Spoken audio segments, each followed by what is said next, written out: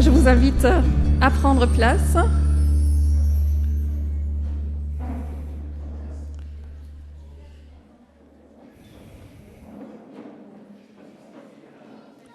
Pour nous préparer à ce culte, nous avons peut-être entendu ce cantique que je fais passer. Venez à moi tous, vous tous qui portez un fardeau. Venez tous ensemble. Je vous tiens les portes ouvertes. Ne restez pas dehors, ni carton de réservation, ni tenue de soirée. Entrez donc. Au nom de chacun, je marquais la place.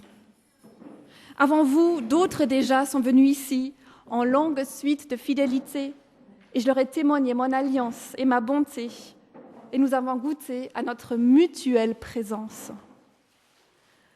Entrez, même si vous n'êtes pas comme il faut, venez tel que vous êtes, même avec vos soleils flétris. N'éteignez pas vos colères, ne soufflez pas vos angoisses. Je suis celui qui prend sa part du fardeau, qui se glisse sous vos accablements, qui se brûle au feu de vos révoltes. Venez, entrez sur vous, j'étends ma tendresse. En répondant à ton invitation, Seigneur, nous voulons nous tourner vers toi, car tu es le seul Dieu au-dessus de la terre et des cieux. Et nous venons, Seigneur, ensemble, merci parce que les portes sont grandes ouvertes, parce que Jésus-Christ s'est donné pour nous et parce qu'il est vivant. Amen. Nous nous levons pour ce chant, nous nous tournons vers toi.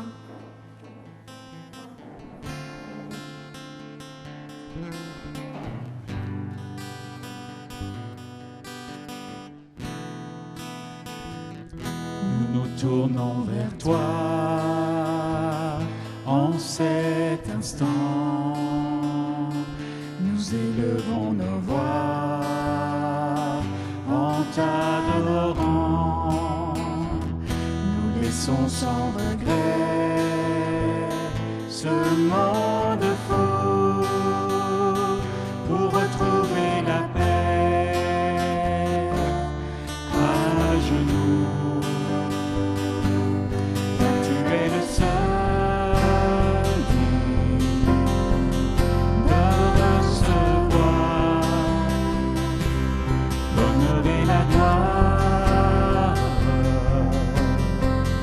l'adoration, car tu es le seul Dieu au-dessus de la terre et des cieux, car tu es le seul Dieu au-dessus de la terre et des cieux. Nous portons nos dons pour t'adorer et chanter, danser pour t'honorer. Nous exprimons la joie d'être avec toi. Nous proclamons ton nom avec foi, car tu es le seul digne de recevoir l'honneur et la gloire, l'adoration, car tu es le seul Dieu au-dessus de la terre et des cieux, car tu es le seul Dieu au-dessus de la terre et des cieux, car tu es le seul Dieu au-dessus de la terre et des cieux, car tu es le seul Dieu au-dessus de la terre et des cieux.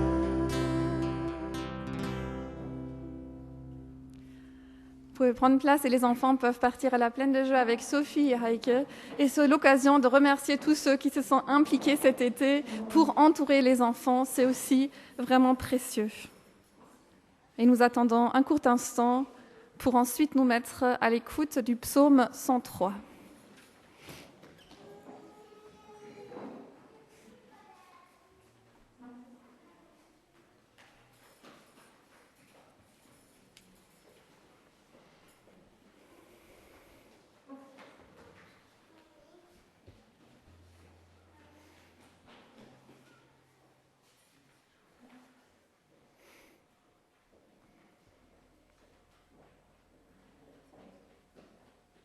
Et nous écoutons le psaume 103 dans la traduction La Bible des écrivains de David.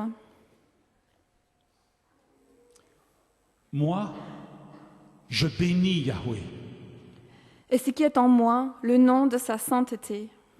Mon être bénit Yahweh. N'oublie pas ses bonnes actions.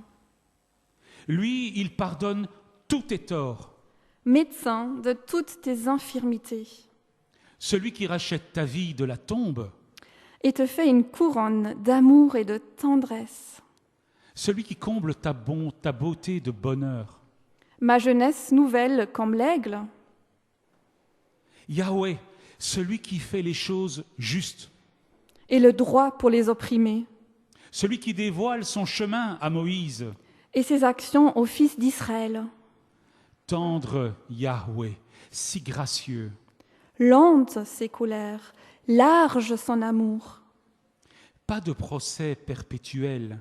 Ni de rancune pour toujours. Il n'agit pas selon nos écarts. Il ne punit pas selon nos fautes. Oui, aussi haut que le ciel sur la terre. Son amour est puissant pour ceux qui reconnaissent son autorité. Aussi loin qu'est le lever du couchant du soleil. Loin de nous, il écarte nos offenses. Comme un père est tendre avec ses fils. Yahweh est tendre pour ceux qui reconnaissent son autorité. Il connaît notre matière, il se souvient. Ô nous, poussière, L'homme séjourne comme l'herbe. il fleurit comme une fleur des champs. Le vent passe sur lui, il n'est plus. Même sa place l'oublie.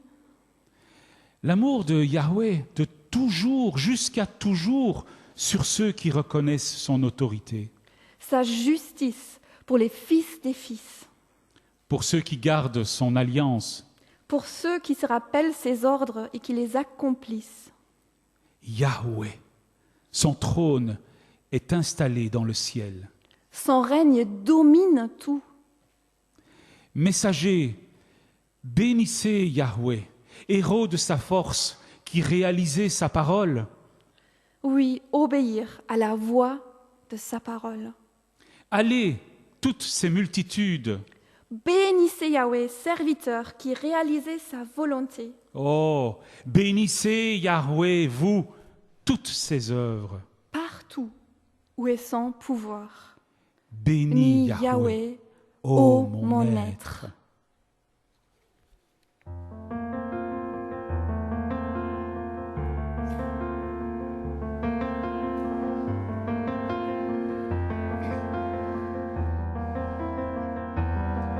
Je viens t'offrir, Seigneur, ce que j'ai de meilleur. Je viens t'offrir ma vie. Oui, à toi, Jésus-Christ. Et même si je suis fragile, et même si c'est difficile, je chanterai gloire à l'Éternel. Je chanterai louange à son nom. Je chanterai Dieu, mon essentiel.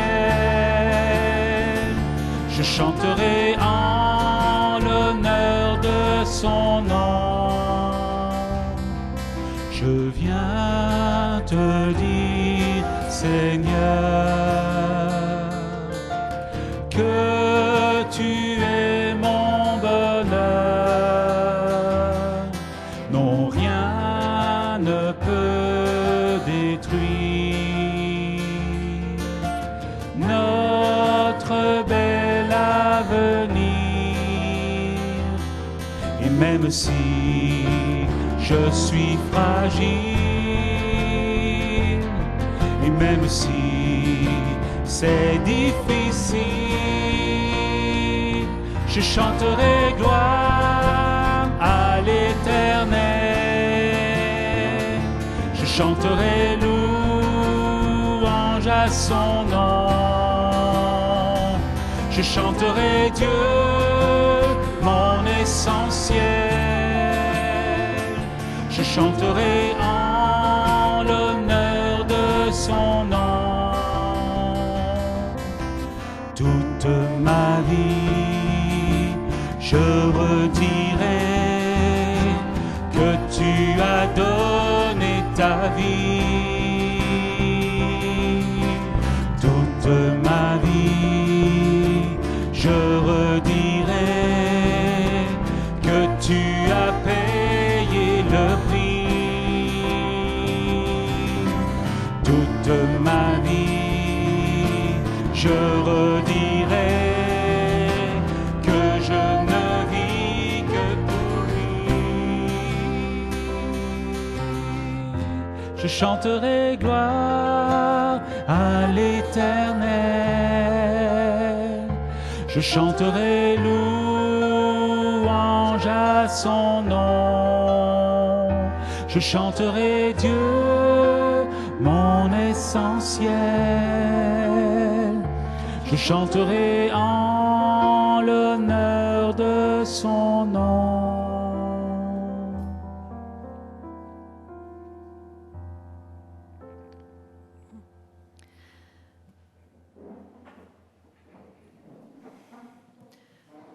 N'oublie pas que tu es un enfant, que tu as un père, que son règne est proche, que son pain est là. C'est un résumé poétique du psaume 103 appelé Distillation, et l'auteur de ces quelques lignes a médité sur ce psaume jusqu'à en extraire la sève, l'essentiel pour lui à un moment donné dans sa vie. N'oublie pas, tu es un enfant, tu as un père, que son règne est proche, que son pain est là. Et par le prochain chant, nous allons nous adresser à ce Père dont le règne est proche et dont le pain est là. Ce pain qui est là, c'est sa présence, c'est sa parole, et nous allons aussi penser à sa vie donnée pour nous tout à l'heure en prenant le repas. Abba Père, nos cœurs t'appellent.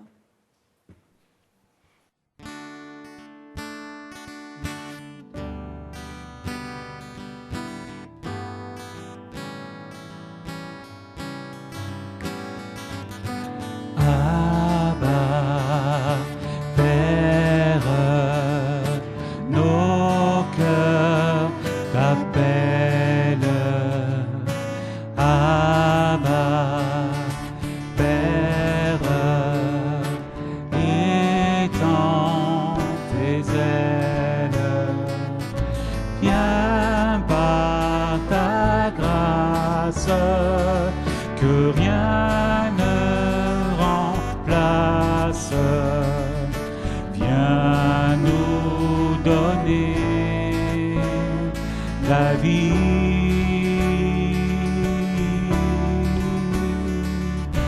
Dans nos faiblesses, déploie tes tendresses.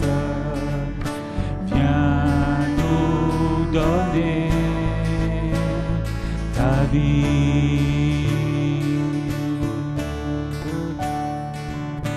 Abba, Papa, mon Dieu, mon Père.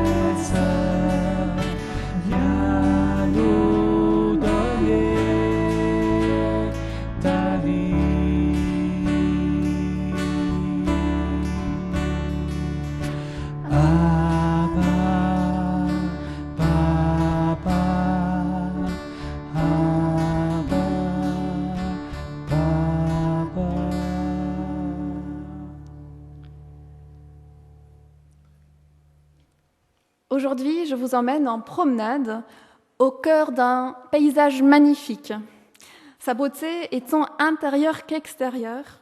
À nos côtés marche un promeneur habitué des collines de Judée, homme de prière, qui a trouvé une inspiration et un élan de prière en contemplant la nature. Ça va être une immersion dans la vie de David, du roi David, dans ses pensées, ses émotions, qui nous révèle dans le psaume 103 qu'on a lu tout à l'heure. Et cette immersion est imaginée et écrite par moi-même, mais on va l'écouter, lue par 3 personnes, Jean-Luc Gadreau, Emmanuela Martineau et Lorraine de la Chapelle. Donc c'est un épisode du podcast Au commencement, pour lequel j'écris régulièrement, que j'avais envie de vous faire découvrir en lien avec ce psaume 103, et un podcast produit par l'Alliance biblique française. Nous allons l'écouter ensemble, vraiment nous laisser immerger là-dedans, et après nous allons encore continuer à méditer ensemble sur ce psaume.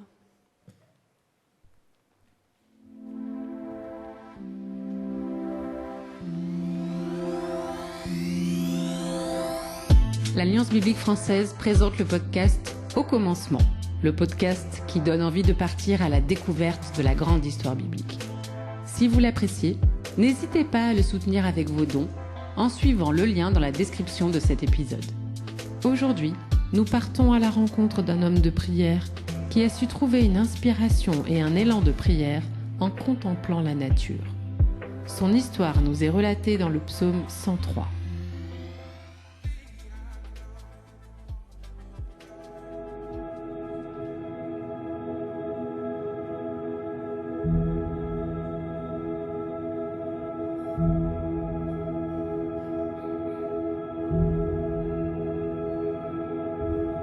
La Bible, c'est souvent des histoires d'hommes et de femmes éblouis par le pardon et la tendresse de Dieu. Des hommes et des femmes conscients de la fragilité de leur vie, comme de sa valeur inestimable. Mais commençons par le commencement.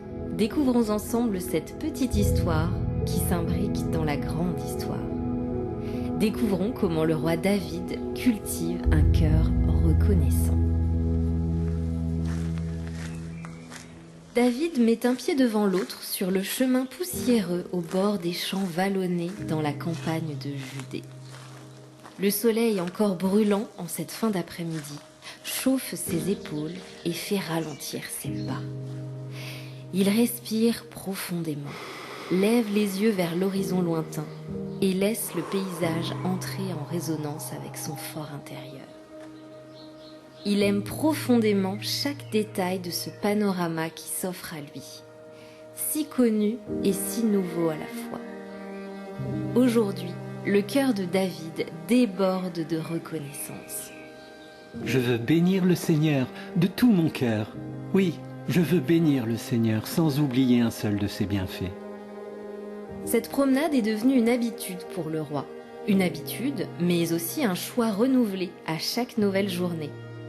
C'est ici, dans les collines verdoyantes qui entourent Jérusalem, qu'il compte les bienfaits de Dieu, un à un, commençant par ce qui restera pour lui pur émerveillement.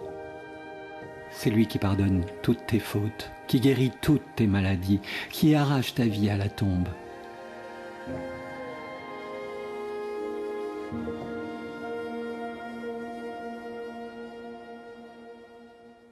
David est lucide.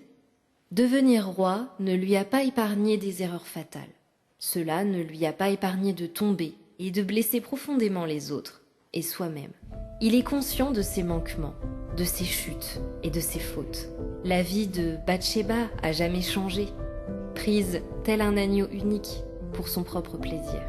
Celle d'Uri anéantie, et parmi ses enfants, un laisser-aller trop prononcé, un amour parfois mal placé, n'engendrant guère une attitude de protection envers les plus vulnérables. Mais tant de fois, Dieu a arraché sa vie à la tombe, aussi bien dans ses découragements et combats intérieurs que dans les innombrables menaces extérieures.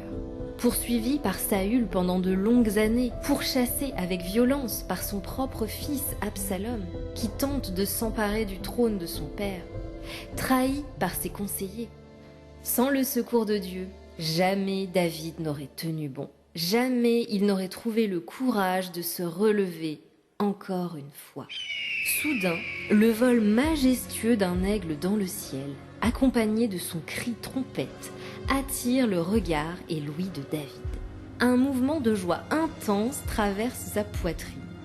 La force et la légèreté qui s'embrassent dans ses coups d'ailes imposants, nobles, l'attirent irrésistiblement, faisant monter le souvenir de l'énergie et des exploits fous de ses jeunes années. Il remplit ta vie de bonheur. Il te donne une nouvelle jeunesse comme un aigle qui prend son envol. L'image de cet aigle, il veut la garder au plus profond de son âme, là où sa reconnaissance prend naissance. Elle est comme une promesse à chérir. Une nouvelle jeunesse est offerte à ceux qui comptent sur Dieu. David peut en témoigner par sa propre vie. Le pardon et le secours de Dieu lui ont permis de repartir léger, d'oser recommencer encore et encore, d'oser avancer sur un chemin nouveau. Arrivé en haut d'une colline, David fait une hâte et respire profondément. Il continue à méditer en regardant vers le ciel, où nuages et soleil jouent à cache-cache. D'un seul regard, il tente d'embrasser la voûte céleste, mais il en est incapable. Dès qu'il se tourne vers l'ouest, son regard se détache de l'est, le laissant orphelin. Il met entre nous et nos mauvaises actions autant de distance qu'entre l'Est et l'Ouest. Comme un père est tendre avec ses enfants, le Seigneur est tendre avec ceux qui reconnaissent son autorité.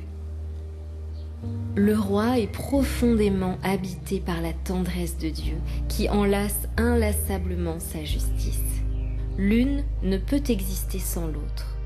L'ancien berger le sait de première main. Loin d'être aveugle au mal commis, au mal subi, dans sa tendresse, Dieu rend justice à ceux que l'on opprime.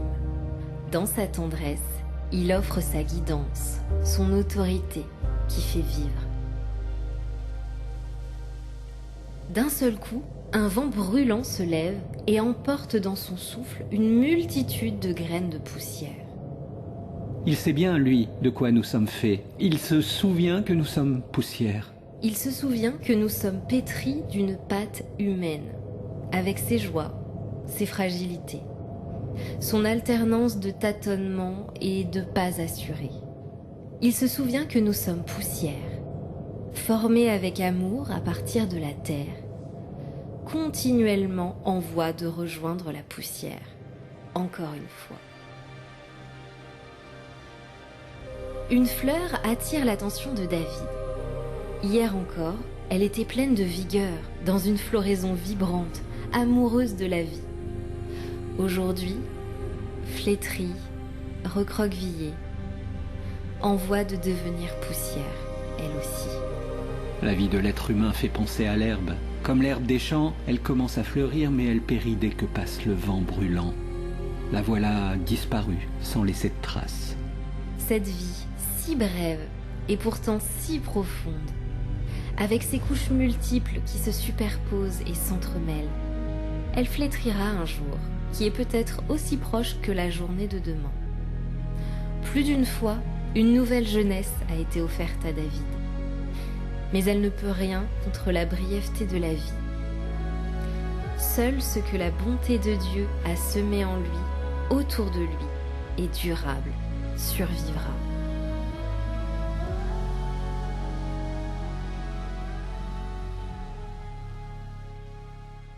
Devant ce constat, David situe sa vie à l'intérieur d'une relation qui invite à la mise en pratique des lois de vie que Dieu y a placées. D'une relation à Dieu, avec les autres, d'une relation où le respect mutuel et l'attention aux opprimés sont au centre. Une relation qui survivra son chemin sur cette terre. Car celui qui en est le garant est le Seigneur qui a établi son trône dans les cieux. Il règne sur tout ce qui existe.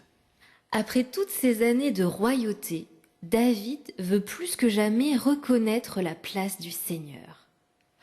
Au loin, il aperçoit sa propre résidence, qui lui paraît insignifiante à côté de l'immensité du ciel. Il est bien conscient que son règne se situe dans un règne plus grand, plus vaste, sans limite, sans fin, celle de Dieu qui tient toutes choses entre ses mains. Bénissez le Seigneur, vous tous qu'il a créés, partout où il gouverne. Celui d'un Dieu qui tient toutes choses entre ses mains. La promenade de David s'achève en un crescendo de reconnaissance, invitant tout être vivant à se centrer sur Dieu, à trouver son ancrage en celui dont le règne n'est pas synonyme de dureté et d'exploitation, mais de bonté et d'une autorité aimante. Et moi aussi, je veux dire, béni soit le Seigneur. Cette histoire biblique est celle d'un homme attentif aux 1000 facettes de la vie, attentif aux leçons que la nature nous enseigne.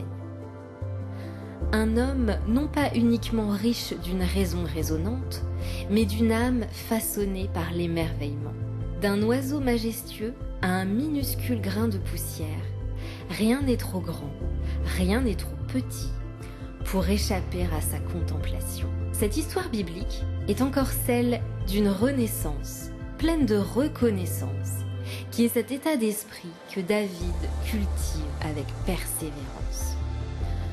Une reconnaissance qui ne nie pas les erreurs, les difficultés, les épreuves de la vie. Une reconnaissance qui s'est plongée dans l'épaisseur de la vie humaine.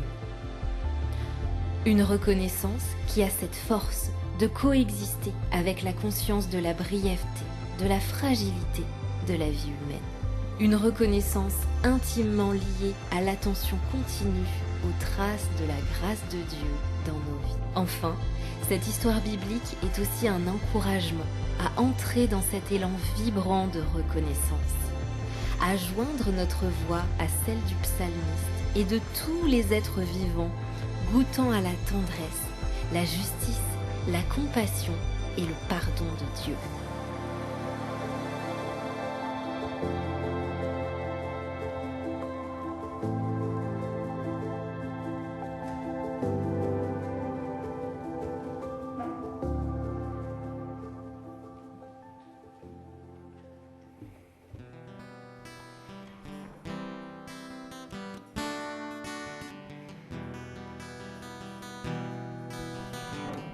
Se lever pour ce chant. Nul n'est comme toi, Dieu puissant éternel. Tu nous as consolés, tu nous as relevés. Ton amour est si fort pour restaurer, sauver. Tu es merveilleux dans tout ce que tu fais. Tu es merveilleux dans tout ce que tu fais. Nul n'est comme toi, un père et un ami, si tendre et si patient. Tu corriges et conduis, toujours à nos côtés, toujours pour nous aider. Tu es merveilleux dans tout ce que tu fais.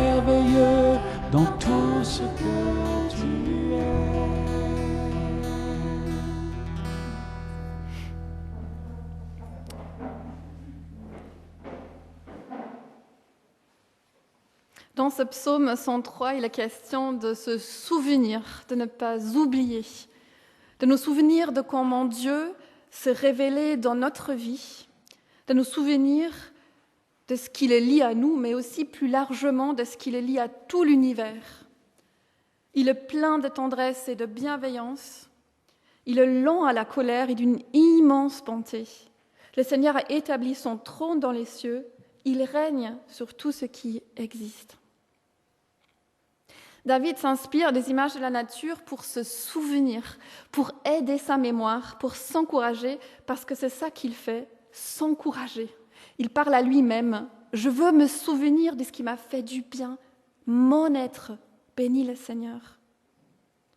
David décrit sa vie comme une vie tellement précieuse aux yeux de Dieu, mais aussi comme une vie fragile. Une vie où l'on trébuche parfois. Oui, David est conscient de la fragilité de la vie. Il est conscient d'être fait de poussière, de terre, d'argile. Et Dieu s'en souvient aussi. D'être fait de poussière nous parle de finitude. La vie de l'être humain fait penser à l'herbe qui flétrit rapidement. Poussière parle aussi de nos fautes, de nos offenses, de nos manquements, des blessures que nous portons en nous, causées par d'autres, causées par des circonstances. Colette Nys-Mazur, écrivaine belge, dans son magnifique livre « L'âge de vivre », décrit très bien cela en parlant de ce qui se passe à notre réveil le matin. À l'orée du jour, tu hésites à naître, tu palpes tes blessures, tu repères les cicatrices, tu oscilles et vacilles une fraction d'instant. Tu retournes au néant, tu flirtes avec les vides, puis tu plonges dans l'éblouissante nouveauté du maintenant. L'éblouissante nouveauté du maintenant. Ne pas oublier, mais aussi voir le neuf qui advient chaque matin. Tu palpes tes blessures, tu repères les cicatrices. Oui, notre vie est faite de cela, comme aussi de plonger dans l'éblouissante beauté du maintenant. Se souvenir du beau, se souvenir aussi du douloureux. Se remémorer les grâces, tous ces moments où Dieu nous a secourus, tous ces moments d'intense joie, sans mettre sous le manteau de la fausse joie les moments qui ont failli nous achever, où nous avons ployé sous un fardeau trop lourd pour nous. En présence de la fragilité de la vie, des blessures, voir le neuf qui advient déjà.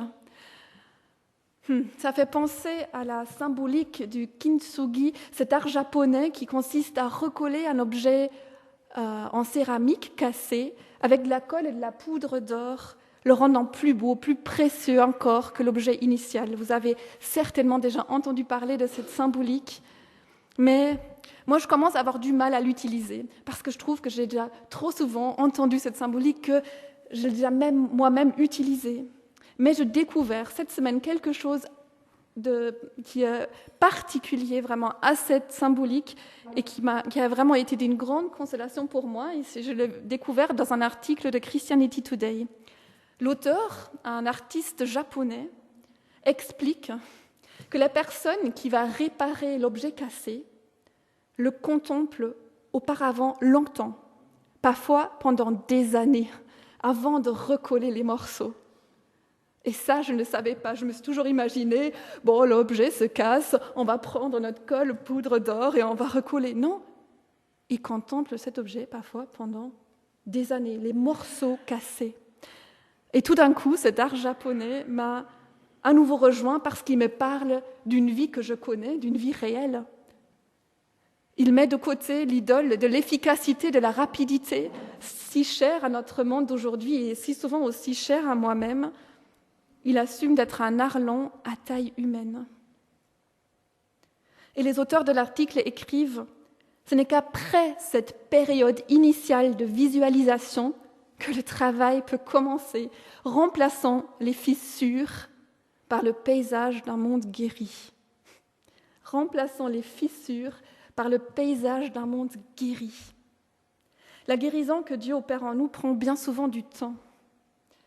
Elle prend du temps, mais nous pouvons être certains qu'il est en train de la contempler, qu'il est en train de voir, de méditer comment le mieux coller nos morceaux avec son fil d'or. Et par cette contemplation, il est déjà à l'œuvre. Et le psaume le dit ainsi, il règne sur tout ce qui existe. Il règne déjà. Bien souvent, je disais à Dieu, mais pourquoi tu ne réponds pas à cette prière de guérison dans ma vie ? Maintenant, je sais. C'était vraiment une image pour me dire, mais oui, mais en fait, il voit déjà la restauration, mais il est en train de voir comment le mieux le faire. La guérison que Dieu opère en nous prend bien souvent du temps. Elle surgit de ce que Dieu voit déjà, quand il contemple les fractures du monde, comme aussi les fractures de nos vies. La guérison surgit de la restauration que Dieu voit quand il contemple ce qui est, cette restauration pour laquelle il œuvre déjà et qui est déjà là, comme possibilité dans l'avenir de Dieu. Et là, je m'inspire du théologien protestant Pannenberg. C'est déjà là, comme possibilité dans l'avenir de Dieu. Dans la suite de l'article, nous sommes encouragés. Et si, comme les maîtres du kintsugi, la chose la plus radicale que nous puissions faire aujourd'hui était de ralentir et de contempler les fractures du monde. Et si la justice n'était pas simplement une question de verdict, mais bien une œuvre de création, accomplie avec patience, attention et beauté. On vient d'un milieu, je pense, qui a tendance à agir, qui est dans l'action. On essaye, je pense, de vivre autre chose, mais parfois dans ma vie, on peut remarquer encore des traces de cela. Ralentir pour déjà contempler les fractures du monde. Et le psaume 103 nous parle de justice aussi. Le Seigneur intervient pour restaurer les torts. Il rend justice à tous ceux qu'on opprime. La justice, une œuvre de création, accomplie avec patience, attention, beauté aussi autour de nous.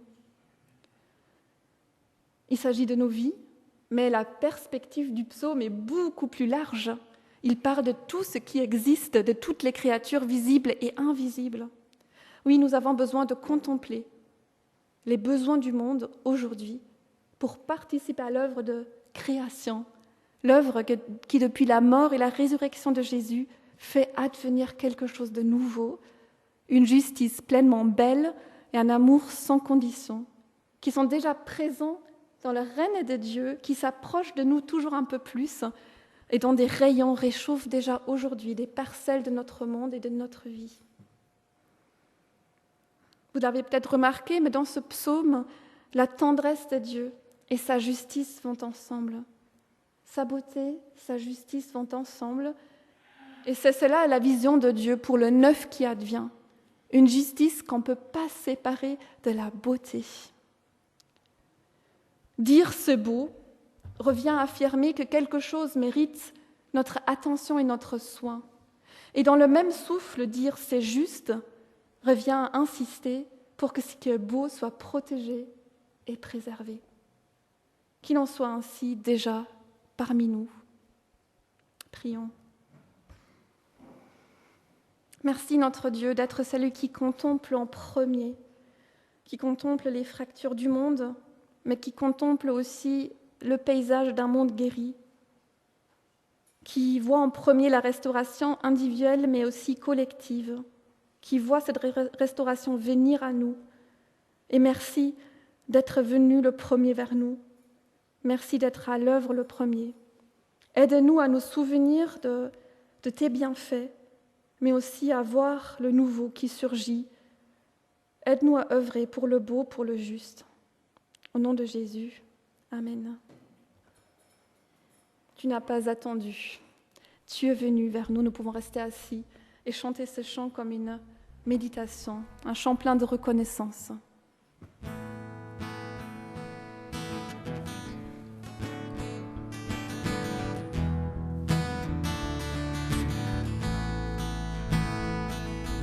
Tu n'as pas attendu que je vienne à toi, mais tu as revêtu notre humanité. Tu n'as pas attendu que je crie vers toi. C'est toi qui m'as appelé le premier. Reçois ma reconnaissance, Jésus.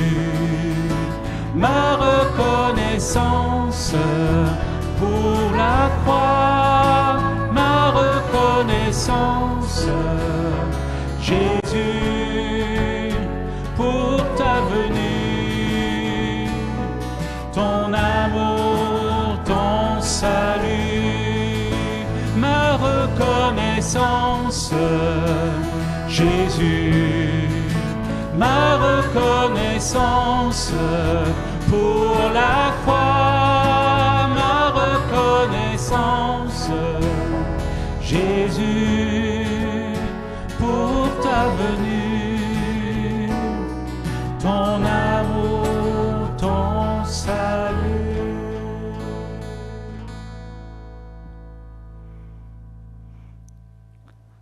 Et avant de prendre le repas du Seigneur, nous réécoutons le psaume 103, mais c'est pas une traduction, mais une réécriture de Anne-Lise Guillaume.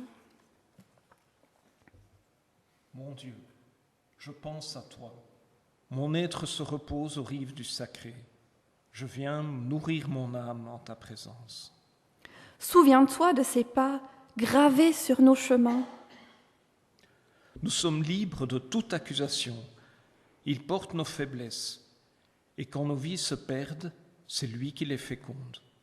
Il dispense à nos cœurs la bonté essentielle. Il irrigue nos jours. L'insaisissable esprit désaltère nos âmes. Il révèle à nos cœurs une vie juste et bonne. Il soulage nos oppressions. Il nous convie à la vie belle. Je vois sa main en l'univers créé, matrice de pardon, Dieu patient, paisible, bienveillant, souffle d'apaisement. Dieu sans rancune, présent, quelles que soient nos erreurs, quelles que soient nos errances. Comme le ciel si vaste au-dessus de la terre, telle est ta bienveillance pour celui qui le cherche. Comme est longue la route d'Orient en Occident, telle est son indulgence à l'égard de nos torts. Comme un père attentif qui aime ses enfants, ainsi répond son cœur au cœur qui le désire. Dieu créateur, tu sais ce que nous sommes, pétris de la poussière, nos jours sont si fugaces. Notre vie, fleur des champs, un vent léger se lève et déjà, elle n'est plus. Sans lieu en perd le souvenir. Dieu bienveillant, sans mesure, tu perçois la quête des hommes, celle de leurs enfants après eux, puis celle de leurs petits-enfants. Sans relâche, ils te cherchent pour boire à la source des sages. Dieu, éternel, présent, tu tiens le monde dans ta main. Tes messagers nous disent ton œuvre créatrice. Nous percevons en eux le murmure de ta voix. Chercheur de Dieu, laisse vibrer la joie, laisse advenir l'esprit en harmonie avec le chant du monde. L'esprit souffle où il veut. Mon Dieu, tu animes mon âme. Chercheur de Dieu, laisse vibrer la joie, laisse advenir l'esprit. En prenant ce repas simple, nous pouvons laisser vibrer notre joie, joie du règne de Dieu qui vient. Nous pouvons faire de la place à l'esprit qui souffle où il veut, l'esprit qui planait à la surface des eaux lors de la création et qui est aussi à l'œuvre dans cette nouvelle création, qui est là toujours un peu plus depuis la mort et la résurrection du Christ. Nous pouvons laisser vibrer notre joie du pardon offert en Jésus-Christ qui est mort et ressuscité. Il met entre nous et nos mauvaises actions autant de distance qu'entre l'Est et l'Ouest.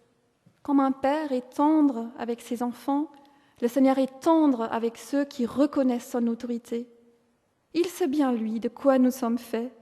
Il se souvient que nous sommes poussière.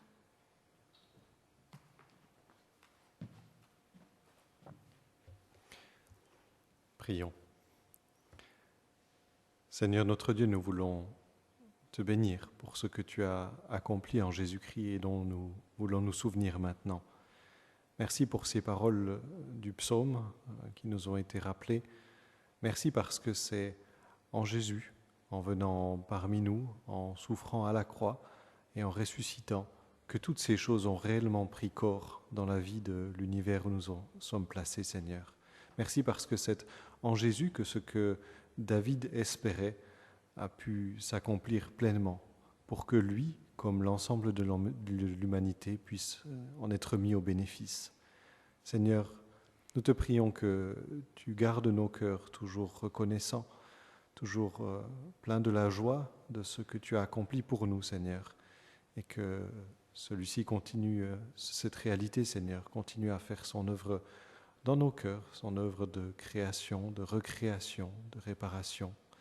Seigneur, que tu agisses en nous et que tu te glorifies. Te bénissons encore pour ce pain, ce jus de raisin par lesquels tu nous as ordonné de nous rappeler de ce que tu as accompli, pour que cette réalité prenne toujours plus vie dans nos vies, Seigneur. Au nom de Jésus. Amen. Que 3 personnes puissent venir librement pour distribuer pour nous ce pain, ce jus de raisin.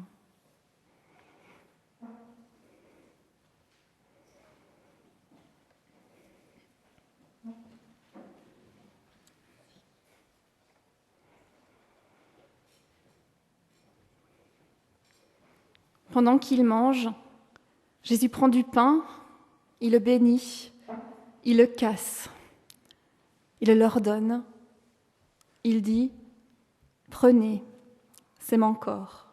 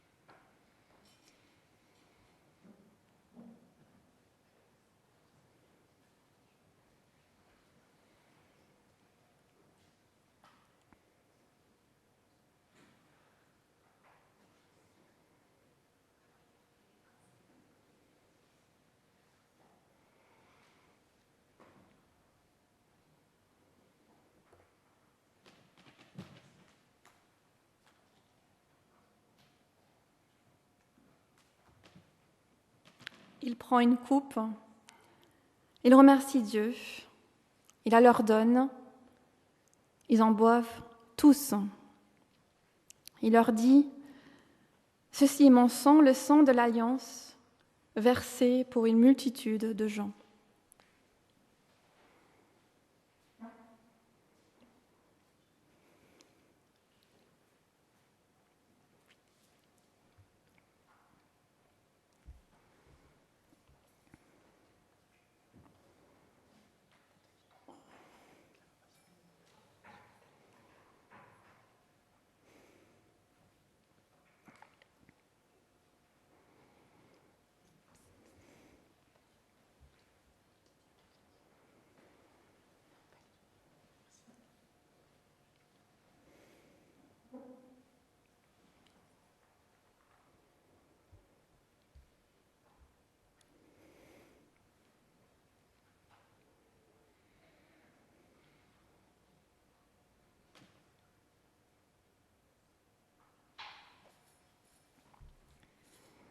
Vers toi, Père, monte notre rêve d'un monde réconcilié, où les différences ne se transforment pas en exclusion, où les désaccords ne deviennent pas rupture, où les conflits ne dégénèrent pas en guerre. C'est un rêve, et nous te demandons la force de le réaliser un peu plus chaque jour. Vers toi, Père, monte notre rêve d'une nouvelle économie, plus humaine et plus juste, consciente des limites des ressources planétaires et respectueuse des générations à venir. Nous te demandons le courage et l'intelligence d'y travailler chaque jour. Vers toi, Père, monte notre rêve d'Église, tournée vers le royaume de grâce et de justice, audacieuse dans ses actes, à l'écoute de ton esprit. Nous te demandons la simplicité de l'accueillir et d'y participer chaque jour. Vers toi, Père, monte notre prière comme un rêve. Accorde-la à ta volonté, et qu'en tout, nous vivions du souffle que tu envoies. Amen. Amen. Toute ma vie est entre tes mains. Merci, notre Dieu, de ce que l'ensemble de nos vies soit entre tes mains. Et c'est dans cet esprit aussi que nous voulons mettre à part l'offrande pendant ce chant pour lequel nous pouvons nous lever.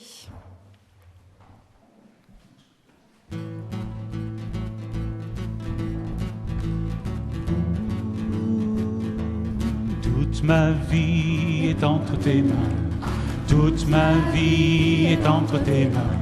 Mes jours, mes nuits, mes joies, mes chagrins, mes jours, mes nuits, mes joies, mes chagrins. Toute ma vie, Seigneur.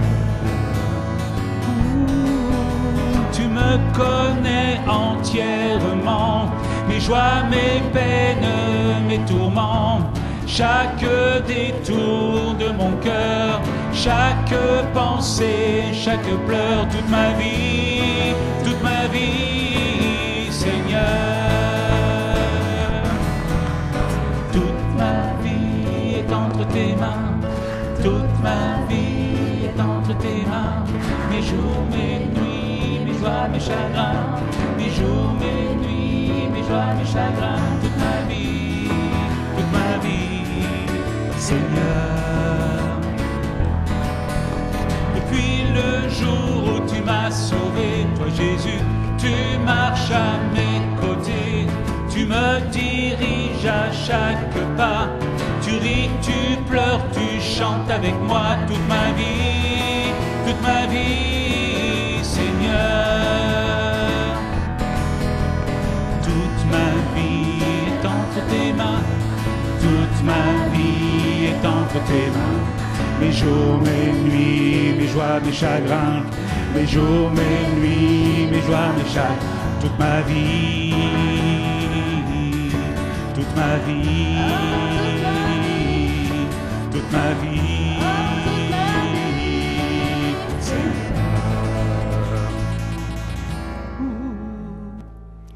Prenez place, nous allons encore passer aux annonces.